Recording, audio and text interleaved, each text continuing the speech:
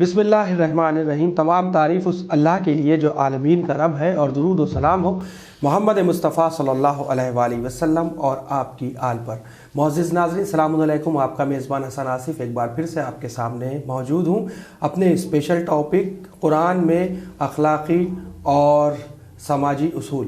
ناظرین، جیسا کہ آپ کو معلوم ہے، اس پروگرام میں جو خاص کر ہماری بات چل رہی ہے وہ قرآن مجید کے جو اہم سورہ الحجرات، جس کی جو مشتمل ہے 18 آیتوں پر، اور یہ 49واں سورہ ہے، جس میں ہماری مسلسل جو بات چل رہی ہے، جو سماج میں اس وقت گندگی کہہ لیں، جو برا ماحول کہہ لیں، یا ہمارے آپسی جو بھائی چارے ہیں وہ خراب ہو رہے ہیں، اسی کے سلسلے سے ہماری مسلسل بات ہو رہی ہے۔ تو آئیے ہم آپ کو لے کر چلتے ہیں ایک بار پھر سے آپ کے اور ہمارے خصوصی مہمان ڈاکٹر رضا عباس صاحب کے پاس۔ آپ کو معلوم ہوگا، ہم نے پچھلی بار آپ کو اس ایپیسوڈ کے لیے روکا تھا کہ ہم بات کریں گے غیبت کے حوالے سے۔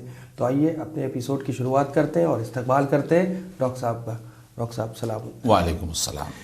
ڈاکٹر صاحب، جو ہم نے پچھلا ایپیسوڈ ایک ایسی جگہ پر روکا تھا جو بہت ہی ضروری اور امپورٹنٹ ہے، یعنی بیک بائٹنگ۔ آپ نے کہا کہ غیبت ایک ایسی شے ہے جس میں آج ہم سب ملوث ہیں۔ تو ہمارا سب سے پہلے آپ سے یہی سوال رہے گا کہ اصل میں جو غیبت ہے اس کا چلن کیا ہے، وہ جو چلن میں ہے غیبت خاص کر، اور ڈیفینیشن کے سلسلے سے ہمیں بتائیں کہ غیبت کی ڈیفینیشن کیا ہے، خاص کر قرآن مجید میں اللہ سبحانہ و تعالیٰ نے غیبت کرنے والوں کے لیے کون سا درجہ مقرر کیا ہے؟ بالکل صحیح۔ تو بسم اللہ الرحمن الرحیم۔ آپ نے ہماری بات پچھلی دفعہ جہاں پر ٹوٹی تھی وہ تھا غیبت کا تذکرہ۔ تو میں غیبت کی تعریف بھی بیان کروں گا، اور یہاں پر اس بھیانک مثال کو دینا چاہوں گا کہ جو قرآن مجید نے دی ہے، اور ایسی بھیانک مثال نہ اس سے پہلے قرآن نے کہیں دی اور نہ اس کے بعد دی ہے۔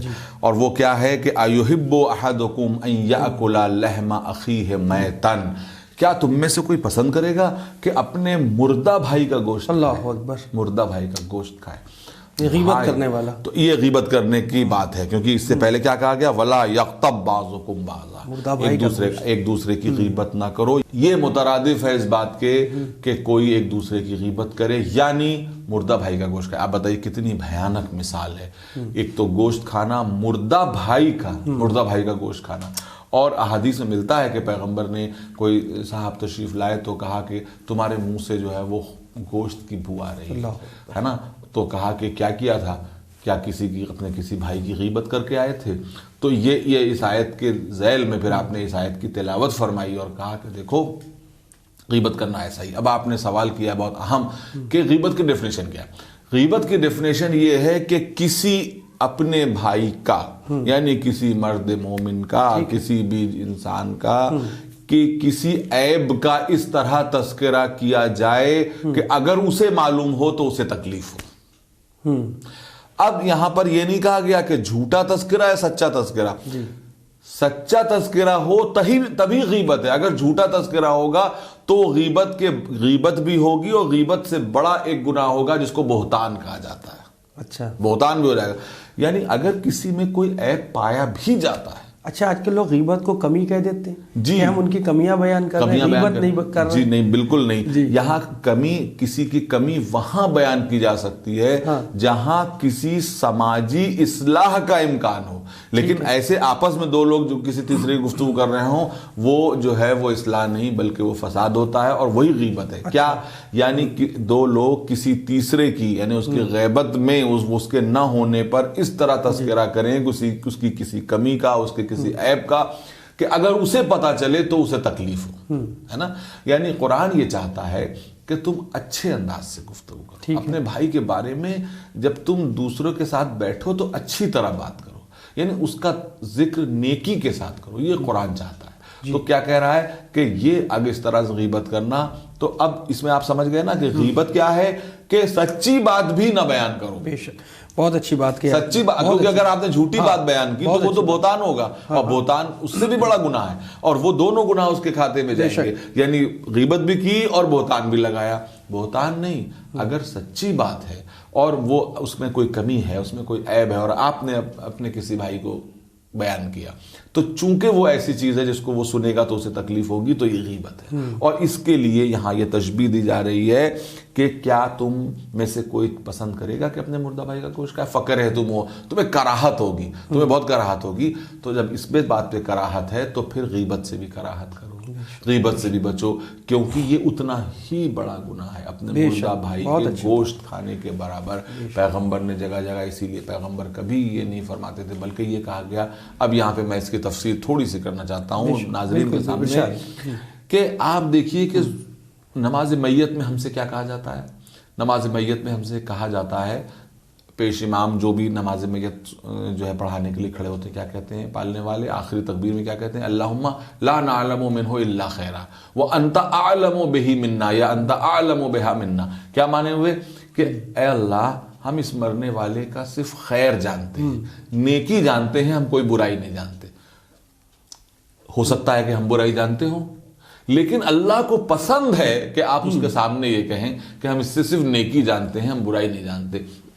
قدرت کیا کہنا چاہتی ہے, کیا بتانا چاہتی ہے کہ دیکھو جب ہم مرنے والے کا تذکرہ برائی کے ساتھ پسند نہیں کرتے تو زندہ کا تذکرہ برائی کے ساتھ کیسے پسند کر سکتے ہیں, ہے نا. یہ تعلیم ہے, ہم کو نمازیں دعائیں اس طرح تعلیم دی گئی ہمیں, اس سے پازیٹیوٹی پھیلتی ہے کہ اللہم لا نعلم. دیکھیے اس سے اس کے نامہ اعمال سے کچھ کمی یا زیادتی نہیں ہو جانے والی, لیکن یہ کیا ہے, یہ ہمارے جذبات ہیں جو بول رہے ہیں اللہم انا لا نعلم منہ الا خیرا وانت اعلم بہ منا, کہ تو ہم سے زیادہ جاننے والا ہے, ہم تو اس آدمی کے لیے نیکی جانتے ہیں, جبکہ ہم برائی جانتے بھی ہوں تب بھی ہم سے یہ کہا جا رہا ہے کہ تم کیا کہو کہ ہم نیکی جانتے ہیں. تو آپ یہ بتائیے کہ وہ رب العالمین جو مرنے والے کا ذکر نیکی کے ساتھ سننا پسند کرتا ہے اور اس کی برائی سننا وہ پسند نہیں کرتا, تو یہ بتائیے کہ زندہ لوگوں کی برائی سننا وہ کیوں کر پسند کر سکتا ہے. بس لہٰذا یہ آیت جو ہے وہ بہت ہی اہم ہے. ہم اگر متوجہ نہیں ہیں تو ہم کو ہو جانا چاہیے. یہ روحانی مہینہ ہے اور اس میں خاص طور پر ہم اپنی عبادتوں کو, اپنے نماز روزوں کو برباد نہ کریں, بالکل خلوص دل سے کریں, اور ایک دوسرے کی غیبت میں ایک دوسرے کے نہ رہنے پر اس کے بارے میں پازیٹیو بولنے کی عادت ڈالیں, بجائے اس کے کہ نیگیٹو بولنے کی عادت ڈالیں. پازیٹیو بولنے کی عادت ڈالیں تاکہ ہم اس آیت کے کہیں مصداق نہ بن جائیں. ایحب احدکم ان یاکل لحم اخیہ میتا, کہ وہ جو ہے کیا تم جو ہے وہ اپنے مردہ بھائی کا گوشت کھانا پسند کرو گے. قدرت کہہ رہی ہے جتنی کراہت اس چیز سے کرتے ہو اتنی ہی کراہت غیبت کرنے سے کرو. ڈاکٹر صاحب بات آپ نے بہت اچھی کہی, لیکن جہاں پر ظالمین کے ظلم کی بات آتی ہے, نہیں تو کیونکہ یہ ادھر سے پازیٹیو ہو جائے گا کہ بھائی کوئی ظلم کر رہا ہے تو اس ظلم کے خلاف ہم ایک پروٹیسٹ کے تحت جب ہم ممبر سے بیان کرتے ہیں یا کہیں سے بھی بیان ڈائز سے بیان کریں ظالمین کا ظلم, تو کیا وہ بھی غیبت میں ہی شمار کیا جائے گا؟ یعنی یہاں پہ دیکھیے بالکل صحیح, کیونکہ دین راہ اعتدال ہے نا. دونوں ایکسٹریم, میں بار بار جب بھی کوئی بات بیان کرتا ہوں تو ساتھ میں یہ بتاتا رہتا ہوں کہ تجسس گناہ ہے, جاسوسی کرنا گناہ ہے, لیکن اس طرح سے کہ عیب جوئی کی جائے. اگر اس کے حالات دریافت کر کے اس کی مدد کرنا مقصود ہے تو وہ جاسوسی, وہ جو ہے وہ ایک دوسرے کے حالات دریافت کرنا برا نہیں ہے. اسی طریقے سے ہاں یہاں پر یہ بات کہنا ضروری ہے کہ ایسے ظالمین, پہلی بات تو اللہ نے مظلوموں کو اجازت دی ہے کہ وہ ظالم کے ظلم کو بیان کریں, علن بیان کریں. کیونکہ اس سے سماج کی صحت کا پتہ چلتا ہے. اگر ہم ظالمین کے ظلم کو بیان نہیں کریں گے اور ظلم کو سہتے رہیں گے تو ایسا سماج مردہ سماج کہلائے گا اور سماج کی پستی کی طرف جانے کا باعث ہو جائے گا. تو پہلی بات یہ کہ اگر کسی کا ایسا عیب یعنی کسی کا ظلم بیان کرنے سے سماج کی بہتری کی امید ہو تو وہ ظلم بیان کیا جا سکتا ہے. اور مظلوموں کو اللہ نے اجازت دی ہے کہ ظالم کے ظلم, اور ہمیشہ دیکھیے ظالم سے نفرت اور مظلوم سے محبت اسلامی سماج کی اکثیر ہے, دوا ہے نا. تو ظالم سے نفرت کرنا یہ ضروری ہے, مظلوم سے محبت کرنا, اظہار ہمدردی کرنا یہ ضروری ہے, لازم ہے. تو لہٰذا ظالم کے ظلم کا بیان کرنا غیبت نہیں ہے نا. میں نے عرض کیا کہ یہ اس طرف اشارہ کرتی ہے کہ اگر ہم کسی اپنے بھائی کی کسی عیب کی طرف, کسی کمی کی طرف, اس کی غیبت میں, یعنی اگر ہم اس کو متوجہ کریں گے تو یہ ہے اصلاح. دوسرے کو بیان کریں گے ان میں یہ برائی پائی جاتی ہے, ان میں یہ گناہ پایا جاتا ہے, جو اس کا انفرادی ہو, جس سے سماج کا تعلق نہ ہو. اگر سماج کا تعلق ہے اور سماج کی صحت کا تعلق ہے تو اس بات کو بیان کیا جا سکتا ہے، اور اگر اس نے کسی پر ظلم کیا ہے تو مظلوم کو حق ہے کہ وہ اس کو بیان کرے اور اس کو پوری طریقے سے اس کے خلاف آواز بلند کرے تاکہ سماج میں عدل و انصاف قائم کیا جا سکے. ورنہ پھر تو ایک جواز مل جائے گا، بڑے بڑے ہسٹوریکل ظالمین پڑے ہوئے ہیں، تو یزید نے اتنا ظلم کیا تو کیا ہم یزید کو جو ہے یزید کو بھی جو ہے وہ کہ ظلم پہ بھی خاموش رہیں، اور جن لوگوں نے اہل بیت کے اوپر بلا وجہ اتنے مظالم کے پہاڑ توڑے کہ ہم اس پہ بھی خاموش رہیں؟ نہیں، یہ نہیں ہو سکتا. اس لیے کہ ظلم کے خلاف آواز اٹھانا معاشرے کی زندگی کی علامت ہے. تو ہمیں زندگی کی طرف جانا ہے، معاشرے کی موت کی طرف. اگر معاشرہ خاموش ہو جائے، اگر معاشرہ ظلم پہ خاموش ہو جائے، اگر معاشرے میں ظلم کا احساس ختم ہو جائے تو وہ معاشرہ مردہ ہے. پھر وہ جو خاموشی ہے وہ قبرستان کی خاموشی ہے، وہ ایسی خاموشی ہے کہ جہاں زندگی نہ ہو. زندگی کے ساتھ یہ تمام چیزیں ضروری ہیں. لہٰذا مظلوم کو حق ہے کہ ظالم کی ظلم کو بیان کرے، اور اگر کسی چیز کو بیان کرنے میں سماج کی فلاح و بہبود چھپی ہوئی ہے تو اس کو بے شک بیان کیا جائے. ڈاکٹر صاحب، ہاں یہ تو یہ بات ہو گئی کہ جس طریقے سے اگر دیکھیں تو ہم اچھے کو اگر اچھا کہتے رہیں گے تو یہ الٹیمیٹلی برائی کی کمر ٹوٹے گی. کیا کہیں پر ایسا ہے کہ ہم غیبت کو مطلب پازیٹیو وے میں بھی دیکھ سکتے ہیں کہ اگر مثلاً ہوتا ہے بہت اس کے کچھ اچھے پہلو بھی ہو سکتے ہیں؟ دیکھیے کچھ جگہوں پہ عام حالات میں تو یہ کہا گیا ہے کہ آپ تم دوسروں کے عیب بیان مت کرو، لیکن اگر کوئی آپ کو عادل سمجھتے ہوئے، آپ کو معتبر سمجھتے ہوئے، فرض کیجئے میں ایک کیس بیان کر رہا ہوں کہ کسی کو اپنے بیٹے کا یا اپنی بیٹی کا رشتہ کرنا ہے کسی سے، تو اس وقت اگر کوئی آپ سے مشورہ طلب کرتا ہے تو اس وقت آپ کے لیے ضروری ہے کہ آپ جو کچھ جانتے ہوں وہ بتا دیں. اس لیے ہے نا اس میں پھر جو ہے وہ زیادہ پردہ کرنا وہ مناسب نہیں، کیونکہ وہ دھوکہ دھڑی ہو جائے گی. اگر کسی نے آپ کے اوپر بھروسہ کیا اور آپ سے مشورہ مانگا ہے تو اس وقت یہ اجازت ہے، کیونکہ یہ دو زندگیوں کا سوال ہے نا، تو اس لیے اس وقت یہ اجازت دی گئی ہے کہ اگر آپ ایسی کوئی کمی دیکھتے ہیں تو اس کا جو ہے وہ اشاروں میں یا واضح الفاظ میں اس کا تذکرہ کر دیں، کیونکہ اس وقت یہ آپ سے مشورہ، آپ کو معتبر جانتے ہوئے، آپ پر بھروسہ کرتے ہوئے وہ آپ سے مشورہ طلب کر رہا ہے. لہٰذا آپ اس سے سچی بات بتائیں، اور مگر یہ کہتے ہوئے کہ یہ سچی بات میں آپ کو اس وجہ سے بیان کر رہا ہوں، اس کا تذکرہ کہیں اور نہ کیا جائے. تو یہ کچھ ایسے مواقع ہیں کہ جہاں پہ تذکرہ کیا جا سکتا ہے، عیوب بیان کیے جا سکتے ہیں. مثلا ہم اپنے عیب، کہا گیا ہے کہ تم اپنے عیب کسی کو نہ بیان کرو، لیکن جب مصلی پہ پہنچتے ہیں تو اللہ کے سامنے ہم بیان کرتے ہیں، پالنے والے مجھ سے یہ گناہ ہوا ہے، کیونکہ وہ چھپانے والا ہے نا. بیماری نہ بیان کرو، لیکن ڈاکٹر کے پاس اگر بیماری چھپائیں گے تو پھر بیمار جو ہے وہ کبھی اچھا نہیں ہوگا، شفا نہیں ملے گی. تو کچھ جگہوں کے اوپر جو ہے وہ ان چیزوں کا اظہار کیا جا سکتا ہے، لیکن وہ اظہار بھی اس لیے نہیں کہ ہم اس سے کوئی پلیجر حاصل کریں، ہم کو اس سے کوئی مزہ حاصل کریں، ہم کوئی اور مقصد حاصل کریں، بلکہ یہ کہ چونکہ کسی نے ہم کو معتبر سمجھا ہے لہٰذا اس کے بھروسے کو ٹھیس نہ لگنے. ڈاکٹر صاحب، عیوب کی بات جہاں آپ نے کہی کہ اللہ عیوب کو چھپانے والا ہے، تو اس کے بارے میں بھی آپ ہمارے ناظرین. ہاں، تو یہ بات اسی سے نکلتی ہے کہ اس کا ایک نام ہے ستار العیوب، یا ستار العیوب پکارتے ہیں نا ہم دعا میں پکارتے ہیں، یا ستار العیوب، اے آپ ہمارے گناہوں کو چھپانے والے. اگر ہم اس بات کو اپنے دل کی گہرائیوں سے کریں اور کبھی راتوں میں لیٹ کر کے سوچیں کہ پالنے والے ہمارے کتنے گناہ اور کتنے عیب ہیں جس کو تو نے پردہ ڈال رکھا ہے. اگر یہ پردہ تو نے نہ ڈالا ہوتا تو ہم سماج کو منہ دکھانے کے قابل نہ ہوتے. اے اللہ، تو نے ہی تو ہمارے گناہوں پہ پردہ ڈال رکھا ہے. تو اگر تو نے ہمارے گناہوں پہ پردہ ڈال رکھا ہے تو اگر ہم دوسروں کے گناہوں پہ پردہ ڈالیں تو اس میں جو ہے وہ تیری خوشنودی شامل ہوگی. اللہ چاہتا ہے کہ تم پہلے اپنی گریبان میں منہ ڈالو اور دیکھو کہ تم کتنے گنہگار ہو اور ہم نے تمہارے گناہوں پہ پردہ ڈال رکھا ہے.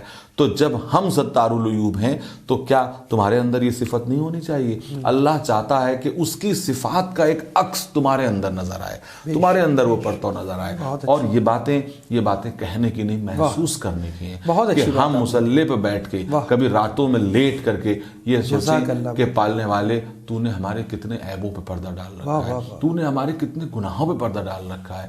خدا کی قسم اگر اللہ ان گناہوں پہ پردہ نہ ڈالے تو مومن لوگ، انسان ایک دوسرے کو منہ نہ دکھا سکے. یہ تو اس نے پردہ ڈال رکھا ہے ہماری ذات پر، ہمارے چہرے پر، کہ ہم ایک دوسرے سے مسکرا کے ملتے ہیں۔ تو اگر وہ اتنا بڑا رحیم و کریم ہے کہ وہ پردہ ڈالے ہوئے، صرف پردہ ڈالے ہوئے نہیں ہے بلکہ ہم اس امید میں ہیں کہ وہ اس کو مٹا بھی دے۔ کیا بات ہے! جس طرح اس نے پردہ ڈالا ہے اس سے ہماری امیدیں بڑھی ہوئی ہیں کہ پالنے والے جس طرح تو نے پردہ ڈالا ہے اس طرح ان گناہوں کو مٹا دے۔ تو اگر ہم اللہ سے امید کر سکتے ہیں تو کیا بندہ مومن دوسرے سے امید نہیں کر سکتا کہ تم بھی ہمارے گناہوں پہ پردہ ڈالو، تم بھی ہماری کمیوں پہ پردہ ڈالو، ہماری عیوب پہ پردہ ڈالو، ہماری اصلاح کی بات کرو ہم سے بتا کے، ہماری رسوائی کا سامان نہ کرو دوسروں کو بتا کے۔ تو جس طرح سے قدرت نے ہمیں دوسروں کی نگاہوں میں باعزت بنا رکھا ہے، ہمیں رسوائی سے بچا رکھا ہے، وہ چاہتا ہے کہ تم بھی دوسرے بندوں کی رسوائی کا سبب نہ بنو بلکہ اس کی عزت دوسروں کے درمیان بڑھاؤ۔ یہ اس آیے کریمہ کا سبق ہے۔ بہت اچھی بات، اور قسم سے لطف اندوز ہو گئے ہم تو آپ کی اس گفتگو سے، اور بالکل سما سا بن گیا۔ بڑے بڑے عالم گزرے جنہوں نے درس لیا معصومین علیہ السلام کی جو وہ کتابیں ہیں ان سے، جب ہمارے اماموں نے دیکھا کہ انسان کم جانور زیادہ نظر آتے ہیں، اسی میں کچھ علماء بھی گزرے جو انسانوں کی شکل میں جانور دیکھتے تھے، تو یہ اس زمانے سے آج بھی وہی دور ہے، لیکن کہیں سے کوئی سدھرنے کا نام نہیں لے رہا ہے۔ ہو سکتا ہے ہماری یہ چھوٹی سی کوشش، یہ چھوٹا سا ہمارا پروگرام ہے، ناظرین سے بھی گزارش ہے، یہ جو ہمارا پروگرام ہے اسی کے ذریعے ان لوگوں سے گزارش ہے، میں اپنے آپ سے بھی کہہ رہا ہوں کہ ہم کچھ سیکھیں، اور یقین جانیں کہ اگر ہم ان سب باتوں پر عمل کر لیں، خالی سورہ الحجرات ہی نہیں، پورا مکمل قرآن شفا ہے، ہر خشک و تر موجود ہے، تو اگر ہم پورا قرآن طریقے سے سمجھ لیں گے تو ہم کامیاب ہو جائیں گے۔ فی الحال ڈاکٹر صاحب اجازت لینا ہوگی انشاءاللہ، یعنی ہمارا آخری ایپیسوڈ رہ جائے گا اس کے بعد کا، اس میں ہم پھر آپ سے ملاقات کریں گے۔ تو ناظرین، آپ کو ہمارا یہ ایپیسوڈ کیسا لگا؟ آپ اپنا فیڈ بیک ہمیں ہر بار کی طرح winislam@gmail.com پر ضرور سینڈ کریں۔ دیکھتے رہیں چینل ون، پیغام انسانیت۔ شکریہ، خدا حافظ۔